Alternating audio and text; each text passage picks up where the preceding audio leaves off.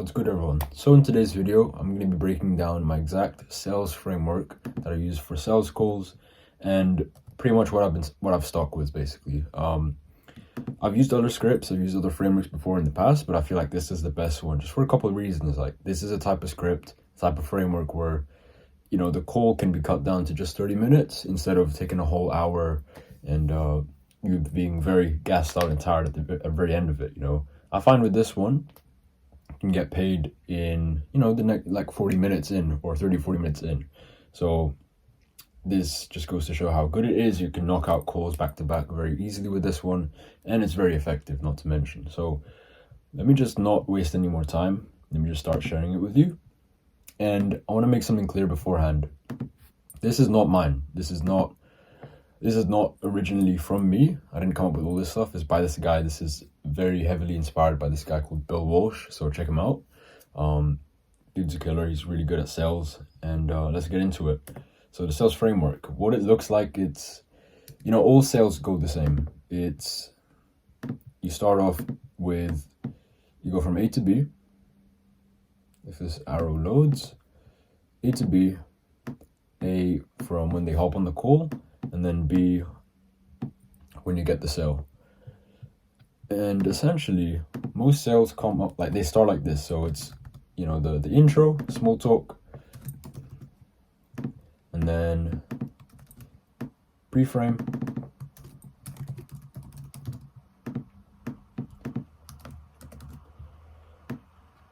current situation,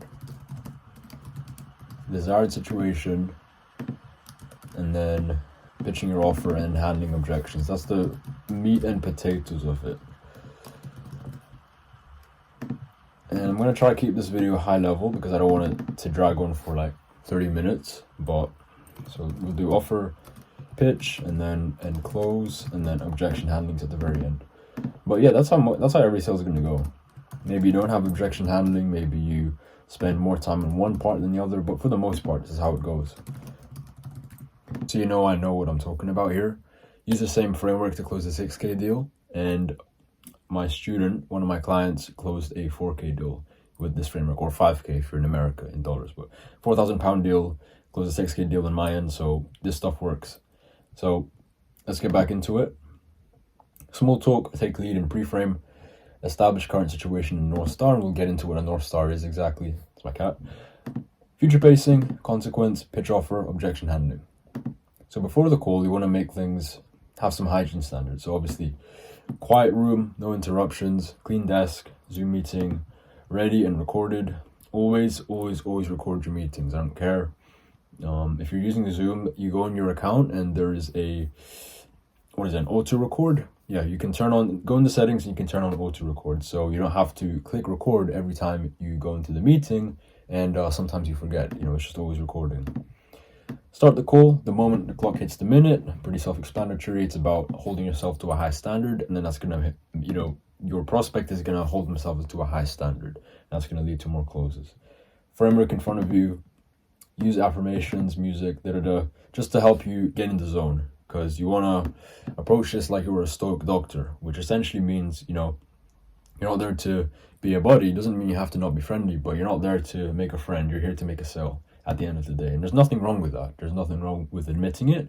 And one of the ways you need to come across, you need to come at it when you're making a sale is like a Stoic doctor where, they come in to the doctor's office, they tell them what's wrong. The doctor just sits back and listens and tries to diagnose the problem.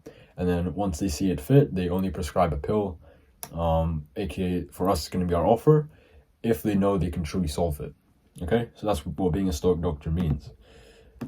Lean into the alpha leader role because you're the one running this call. Because sometimes you're going to hop on calls with killers, with people doing way more than you, 15, 20, 50K months than you. But it doesn't matter. You should not let it affect how you run the call, because they came to you, you didn't come to them. So they need you more than you need them. They have a problem, otherwise they wouldn't have been on the call. So you need to just treat them like every other prospect. This is a framework, not a, and I know there's a lot of lines, but ultimately, as you take the training wheels off and you get better, just treat it as a framework, not a word-for-word script. Even still, I'm trying to get my bearings around this framework, and eventually I'm going to get good enough so I just, you know, sometimes I go off on tangents, sometimes, but I stick to the same framework, if that makes sense. Maintain childlike curiosity, transfer your attachment from the sale to creating separation, which is the prospect's current situation and desired situation. That's the gap, and we're going to talk more about the gap later, or actually we'll talk about it here now. The gap, essentially, this is their current situation, this is their desired situation. One of your goals on the sales call is to make that gap as wide as possible, because if it's very narrow, then they're not going to buy. Let's say you were at 5k a month and you wanted to get to 10k a month. That's only a 5k gap, and we're just using numbers here just for argument's sake, but that's a very, very small gap, and it's not going to be enough for you to want to buy into another mentor or coaching program. You want to stretch it so much. So for example, let's say I was at 5k a month, then you want to get to 30k a month. If that gap is big enough, and I believe I can't get there by myself, then I'm going to buy. So the way you create that gap is by how you do the framework and the questions. So first things first is small talk and taking lead. You know, self-explanatory, just small talk. You know, hey, how's your day going? How's your day been so far? Where are you calling from? How long have you been following the content? All this kind of stuff. You don't spend too long on this. Just when you know the conversation, this is a great way to gauge like what kind of prospect you're dealing with.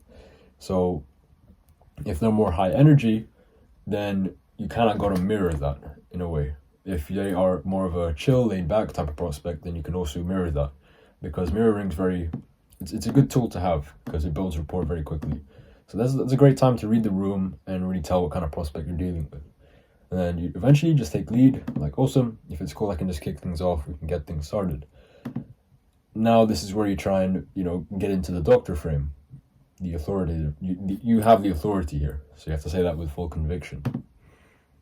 Next is pre-frame. This is arguably one of the most important parts of the call, because if you don't pre-frame, and if you don't tell them how the call is going to go, then the prospect's going to run the call instead, and then before you know it, 50 minutes will have gone by and you'll just be talking about something other than the sale. So it's not what you want, and they're going to be running the call, they're going to start throwing objections, start asking you questions. That's not what you want. So very simple way to pre-frame, just be like, hey, appreciate you hopping on the call today. I'm just going to ask a couple questions just to see where you're at the moment, see where you're trying to get to, and then figuring out if you're an XYZ company, I can actually help you get there and help you accomplish your goals. And if it makes sense, it turns out I can genuinely help you out, then I'd be more than happy to walk you through the process of how we'll crush it for you, and how we're going to consistently crush it for students in the program, if we have any. However, it's not for everyone. So if that's the case, I'll just be the first one to tell you. No hard feelings. Does that sound good?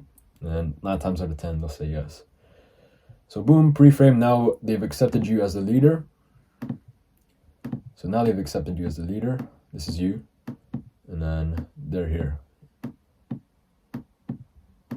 And that's what you want. That's the dynamic you want on the call. You don't have to be forceful about it, but you have to set expectations early so that it just happens naturally. So establishing current situation in the North Star. So what does that mean? The first thing you're going to ask is what made them hop on the call. It's a great place to start. And more often than not, the reason why they hopped on the call is the reason why they're going to buy. Or another variation of this is just, okay, name, can I ask you, like, do you know what you're looking for specifically when it comes to XYZ? So for example, if you're selling fitness coaching, do you know what you're looking for specifically when it comes to losing weight? And then they're going to tell you, they'll be like, yeah, I've just been trying to lose weight for 2 years now and it's just not going my way. And They're going to spill the beans, and then that's ammo for you. That's what you want to hear as a sales rep or a closer. It's just them. They got to do 90% of the talking. 85 to 90% of the talking is what you want. And then you should only be talking when you're pitching or asking questions or handling objections. So that's where you start. And then you just ask questions about their situation. You know, you try and squeeze as much juice out of the orange as possible.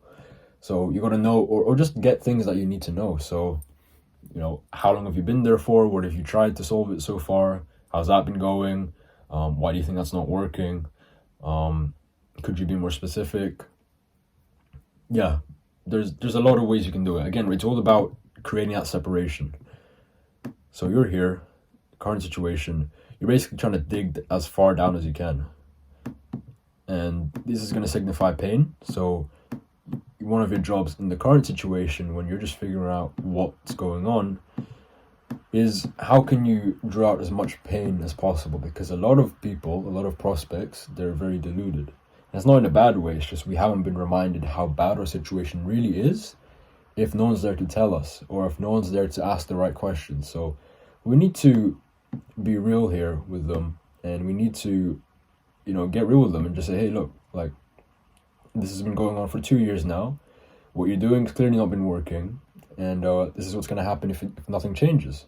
And then that's what you want pain, because that's what's in that separation is what's going to get them to buy. And then, as you can imagine, as we go on later on into the framework, we're going to talk about future pacing, desired situation, and increasing that gap. So you just ask questions like these. So do you feel that doing ABC, so the process, do you feel ABC will get you to XYZ as fast as you want, or do you feel like you need to make some small changes? So this is them admitting, this is another thing. This is them admitting that they can't get there by themselves, because if they can't get there, if they feel like they can get there by themselves, then why are they going to call with you, right? And they're not going to buy again. So this is where you ask to draw that out, and then we get onto a bit of future situation now. With this framework, it's a bit different, but it's the same sort of thing. You get both.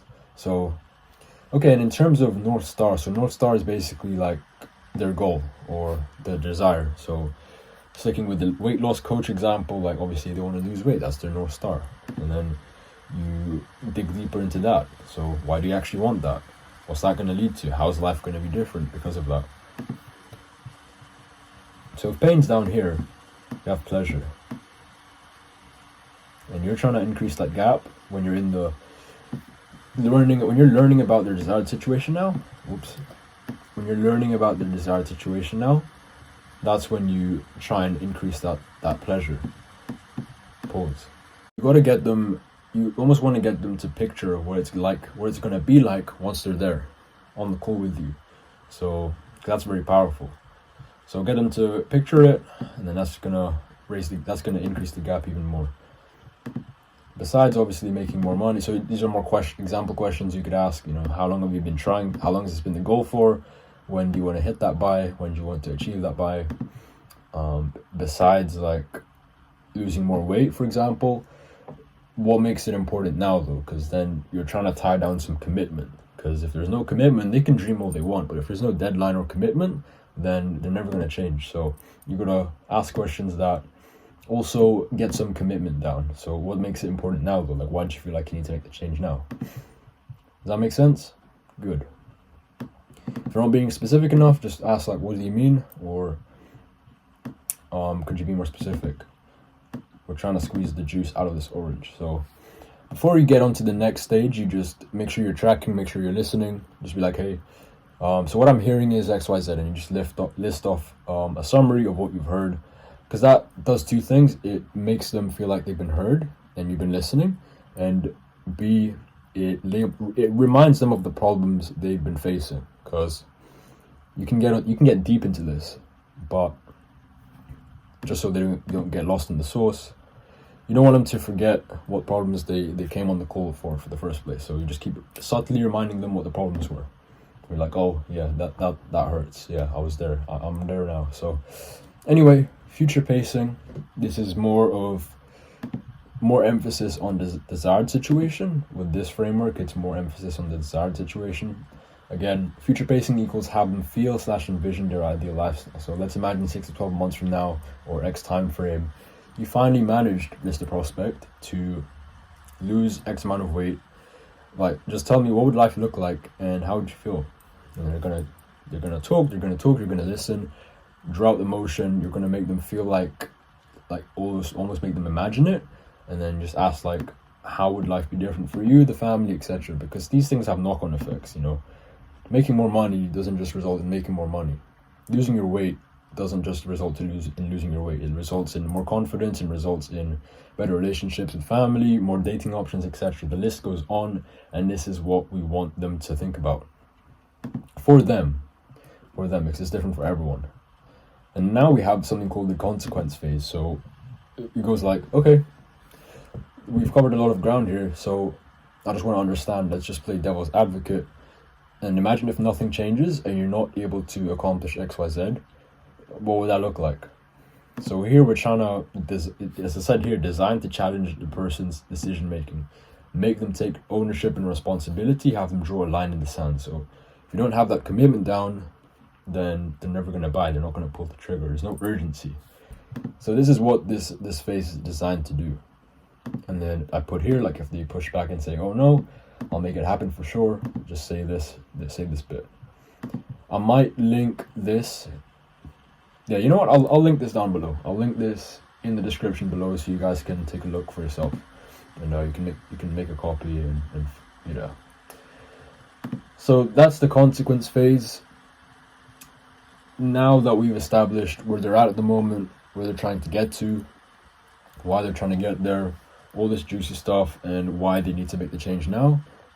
If you think they're a good fit, then pitch an offer. If you don't think they're a good fit, because keep your brain screwed in your head here. Like, you don't just want to sell someone who you think would be a horrible fit for your program or whatever you're selling. You want to actually pitch someone who would be a great addition to what you're doing, or someone you can actually help in the first place. So if you do have that, which I think most of you do, then you make a pitch for your offer. So again, just make sure you haven't missed out anything. Summarize everything they talked about so far, just so you're on the same page, and then you do what's called make a case as to why they'd be a good fit, where you almost like disqualify everyone else and you qualify them. So that's like when a guy says to a girl, when a guy says to a girl, oh, you're not like the other girls because of XYZ, it makes them feel special, right? And this is it sounds bad, but it makes them feel special in a way.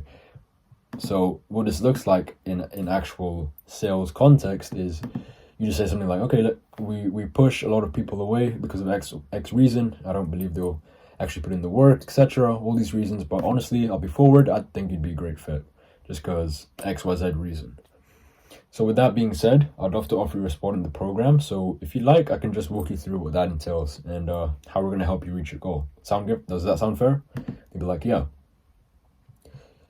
So again, you are the leader here. They need you more than you need them. So you need to constantly reinforce that. So that's one of the things it does. Now, come time when you pitch the offer, just a few key principles. And this list is way too long, so I'll just sum it up. When you pitch your offer, the most important parts are to make it custom to that prospect. It's best to present in threes because this is human psychology. Humans tend to remember things best in threes. Custom to that prospect, make it interactive. Make it interactive because last thing you want is them sitting there for 5 minutes just listening to you blabber on. So you want to make it interactive. So if you're selling weight loss, let's say presenting in threes, what that means is you have pillars. So what are the things needed? What are the steps needed for them to reach their goal of losing weight? So for example, it could be diet, exercise, and recovery. And that's your three. And you just go list off one at a time how each pillar in your program is going to help them get to lose the weight. And that's the first bit. That's the second part. The first part in making it custom to that prospect, because hopefully by this time you will have been listening. You will have been listening to their problems. You would have been listening to everything they said. And you'll know specific nuances as to what their situation is, why they can't get there, what drives them, etc. Because if you were talking to, let's say, a 45-year-old male who has a 9-to-5, has a wife and kids, and he's trying to lose weight, he probably has different reasons or different nuances as to why he'd want to lose weight compared to a 19-year-old college kid who's getting bullied a lot, and he wants to lose weight. There's two different types of prospects there, and you just make it custom to them. So, for example, with the 19-year-old kid who's getting bullied a lot, just tell them like, probably most 19-year-olds, they don't have a lot of time because they're going in and out of class a lot. So it makes it hard to exercise, or makes it hard to eat the right meals. So one of the things you could say in your pitch is, okay, so the first thing we're going to do is we're going to make sure your exercise plan is, it fits your schedule. So we're going to do this, and that, throw in this, throw in that. And the reason why it works is because XYZ. Does that make sense? And I say, does that make sense? Because you're now making it interactive. You're making sure you're tracking with them and they're tracking with you. So it's not just a 5-minute long rant and they fall in fast asleep. There. Which is how most sales pitches go. So you just want to be asking, constantly checking in with them, like, does that make sense? Do you see how that can help you? Do you have any questions? What's your biggest takeaway? Does this feel like the piece that could help you get to XYZ? So yeah, that's offer pitch 101. Oh yeah, last thing. You want to present the outcome. You want to sell the outcome, not the deliverables. So these are 4 things actually.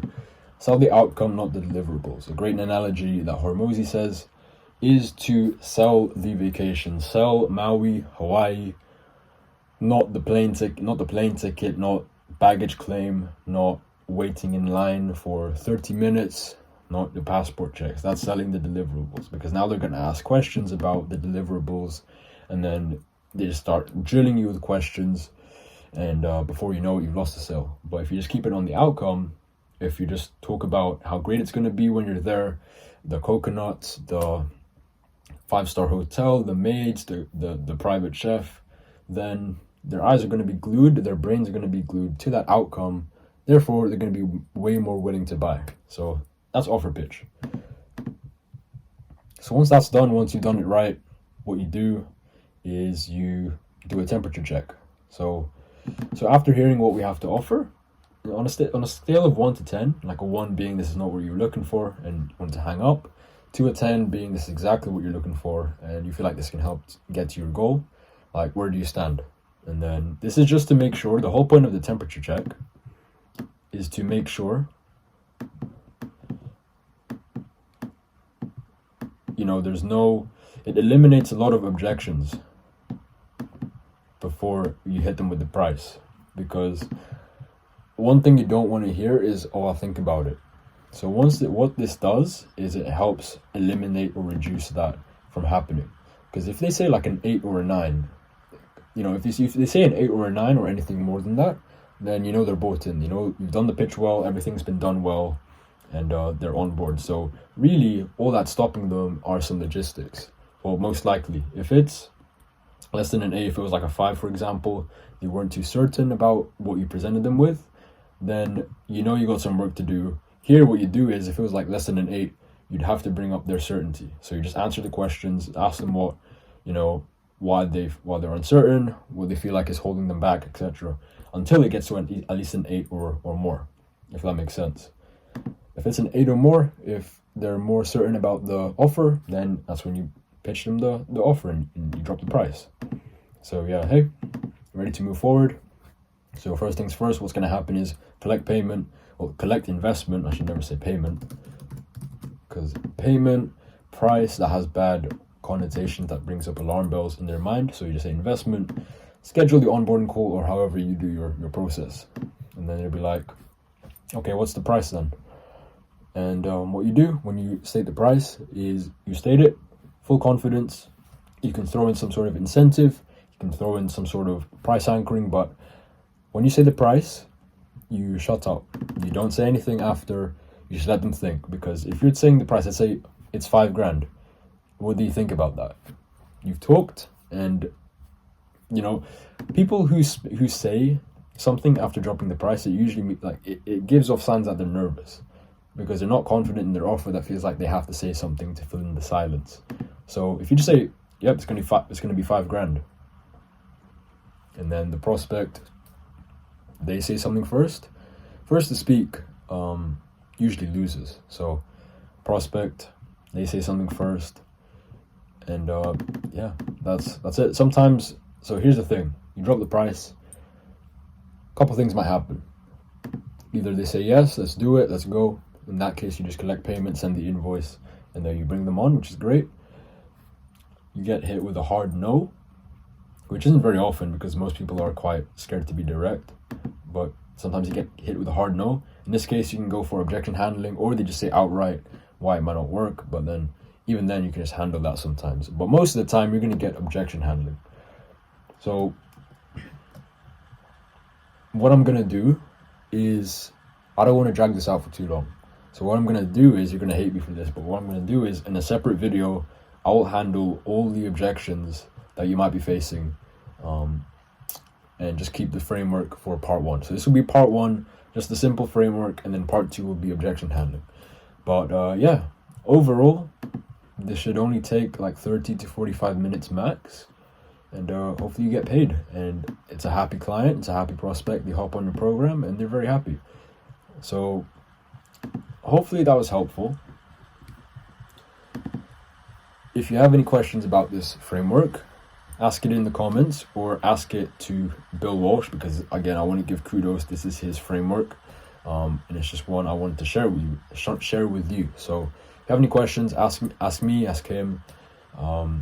But apart from that, if you use this, hopefully you get some good results. You know, you start closing 5K, 6K, or like paying full deals because of this. So anyway, hope you found this useful. Like, comment, subscribe if you're new to the channel, and share this with a friend. Maybe they're a closer or they need help closing more deals, so share this to them, do them a favor. But apart from that, hope you enjoyed this video, and I'll see you for part 2 for objection handling.